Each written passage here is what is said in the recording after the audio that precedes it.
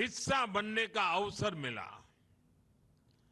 मुझे देखकर बहुत गर्व होता है कि बोडो समाज ने अपनी भाषा, अपनी संस्कृति और अपनी परंपराओं को इतना संभाल कर, सहेज कर रखा है। बाथौ की आध्यात्मिक परंपरा हो या बैसागु का उत्सव, ये सब भारत की सांस्कृतिक ताकत को और मजबूत बनाते हैं।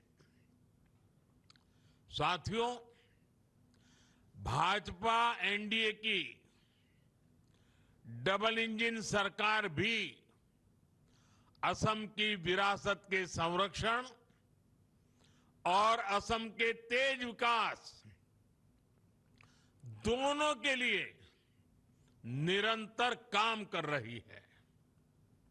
आज यहां इस कार्यक्रम में ही इस क्षेत्र के विकास के लिए 4,500 करोड़ रुपए से अधिक के प्रोजेक्ट का शिलान्यास और लोकार्पण हुआ है।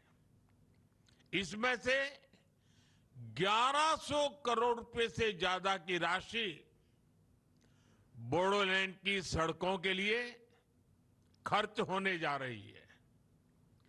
असम माला इस अभियान के तीसरे चरण से असम की रोड कनेक्टिविटी और अधिक सशक्त होगी। साथियों, थोड़ी देर पहले मुझे कामाख्या चारलापल्ली अमृत भारत एक्सप्रेस और गुवाहाटी न्यू जलपाईगुड़ी एक्सप्रेस को हरी झंडी दिखाने का भी अवसर मिला है। इन सभी प्रोजेक्ट से आपको सुविधाएं तो मिलेंगी ही, ट्रेड और टूरिज्म को भी बढ़ावा मिलेगा। इससे किसानों की उपज आसानी से बड़े बाजारों तक पहुंच पाएगी। मैं आप सभी को इन विकास परियोजनाओं के लिए बहुत बहुत बधाई देता हूं। साथियों, कोकराझार सहित इस पूरे क्षेत्र ने बीते दशकों में बहुत कुछ सहा था, बहुत कुछ खोया था। हमने वो मुश्किल समय देखा है जब इन पहाड़ियों में बम बंदूक की ही गूंज सुनाई देती थी। लेकिन आज ये तस्वीर बदल रही है। आज ये पहाड़ियां खाम की थाप और सिफुंग की मधुर धुनों से गूंज रही है। आज बोडोलैंड शांति और विकास की राह पर चल पड़ा है। आज असम शांति और विकास का नया अध्याय लिख रहा है। साथियों, आज यहां बीटीआर क्षेत्र की 6 महत्वपूर्ण सड़क परियोजनाओं का भूमि पूजन हुआ है।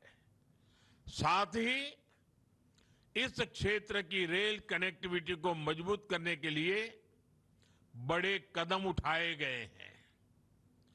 यहां बनने वाली रेलवे की वर्कशॉप इस क्षेत्र को लॉजिस्टिक्स का एक बड़ा सेंटर बनाने वाली है। यहां भूटान को जोड़ने वाली रेल लाइन पर भी काम चल रहा है। अनेक स्टेशनों को भी आधुनिक बनाया जा रहा है। अब वंदे भारत और राजधानी एक्सप्रेस जैसी ट्रेनें काकराजार में रुकती है।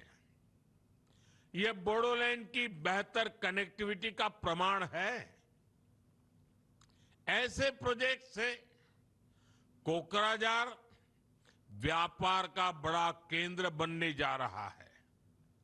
साथियों, मैं हागरामा मोहिलारी जी की टीम को, हेमंता जी की पूरी टीम को विकास के इन कामों के लिए बहुत बहुत बधाई देता हूं।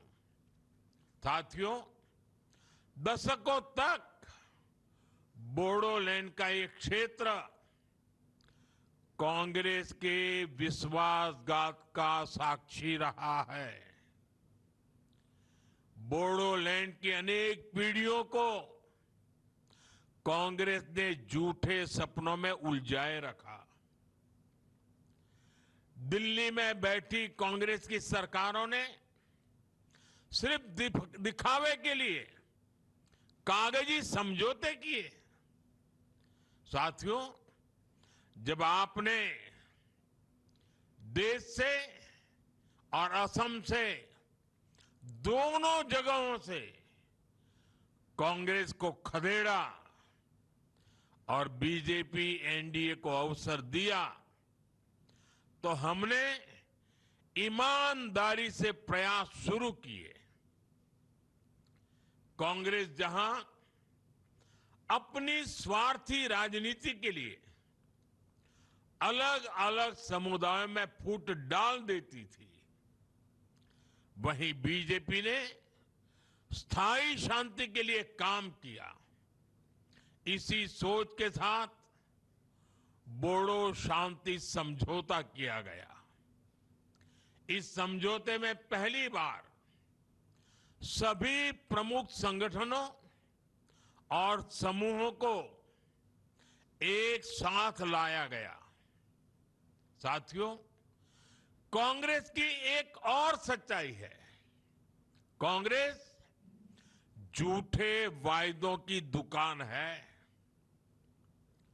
और एक झूठे वायदे के साथ 4 सुपर झूठ गिफ्ट में देती है, क्योंकि उन वायदों को पूरा करने का कांग्रेस का इरादा ही नहीं होता। वहीं आपके सामने बीजेपी एनडीए का मॉडल है। हमारी डबल इंजन सरकार ने जो भी कहा उसको सच करने की ईमानदार कोशिश की है। और ये आज की बात नहीं है। 2003 में जब दिल्ली में एनडीए सरकार थी, अटल बिहारी वाजपेयी जी के नेतृत्व में, तब भी हमने सच्चाई से, ईमानदारी से काम करने में कोई कमी नहीं रखी। उसके तहत 6th शेड्यूल में बीटीसी का गठन हुआ। इससे बोडोलैंड के विकास को बल मिला। यहां बोडोलैंड यूनिवर्सिटी बनी, सेंट्रल इंस्टीट्यूट ऑफ टेक्नोलॉजी बना, इंजीनियरिंग कॉलेज बना। ऐसे अनेक प्रोजेक्ट्स यहां पर आए। साथियों, 2020 के समझौते के तहत हमने जो भी वादे किए थे, वो एक के बाद एक तेज गति से लगातार मेहनत करके पूरे किए जा रहे हैं। बोडो भाषा को एसोसिएट ऑफिशियल लैंग्वेज का दर्जा दिया गया है। बोडोलैंड के लिए 1500 करोड़ रुपए का विशेष विकास पैकेज दिया गया। आज कोकराझार में मेडिकल कॉलेज चल रहा है और तमुलपुर में मेडिकल कॉलेज बन रहा है। यहां नए नए ब्रिज बन रहे हैं। आज हथियार छोड़ने वाले असम के करीब 10,000 नौजवानों को मुख्य धारा से जोड़कर आगे बढ़ाया जा रहा है।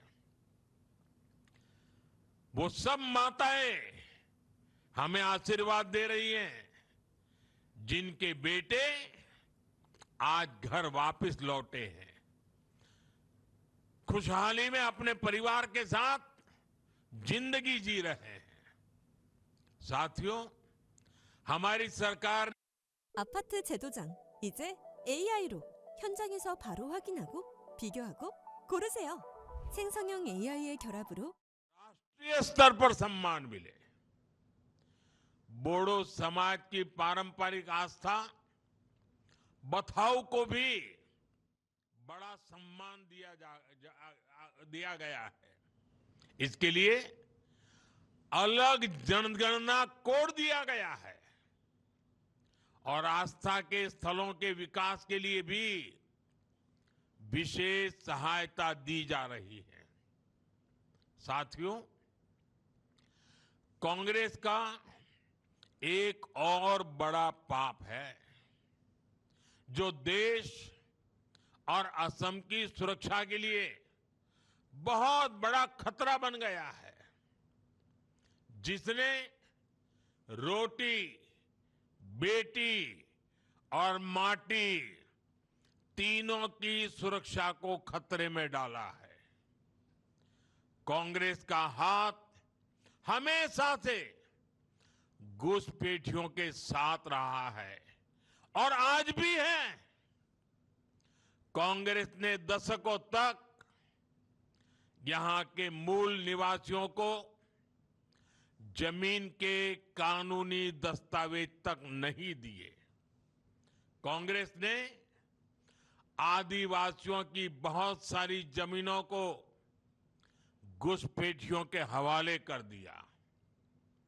धुबरी और गोलपाड़ा जैसे जिलों में तो स्थिति बहुत भयानक थी। इससे बोडोलैंड में आबादी का संतुलन बिगड़ रहा था, समाज में संकट आने लगा था। मुझे संतोष है कि हेमंता जी के नेतृत्व में घुसपैठियों के कब्जे से जमीन को छुड़ाने का एक बहुत बड़ा अभियान असम में चल रहा है। यहां भाजपा एनडीए सरकार ने असम के मूल निवासियों को जमीन के कानूनी दस्तावेज भी दिए हैं। मैं ट्राइबल कम्युनिटी का भी इस मुहिम में बढ़ चढ़कर के साथ देने के लिए हृदय से आभार व्यक्त करना चाहता हूं। आज मैं आपसे आग्रह करने आया हूं कि आने वाले चुनाव में कांग्रेस को कड़ी से कड़ी सजा दीजिए। एक स्पष्ट संदेश दीजिए कि अब घुसपैठियों के लिए देश में कोई जगह नहीं है। असम से निकला संदेश पूरे देश की आवाज बन जाएगा। साथियों, असम के विकास की गति को हमें निरंतर तेज करते रहना है और मैं जानता हूं कि असम की जनता के आशीर्वाद से विकसित असम का संकल्प जरूर सिद्ध होगा। इसी विश्वास के साथ मैं आप सभी को फिर से विकास परियोजनाओं के लिए अनेक अनेक शुभकामनाएं देता हूं। बहुत बहुत धन्यवाद। नमस्कार।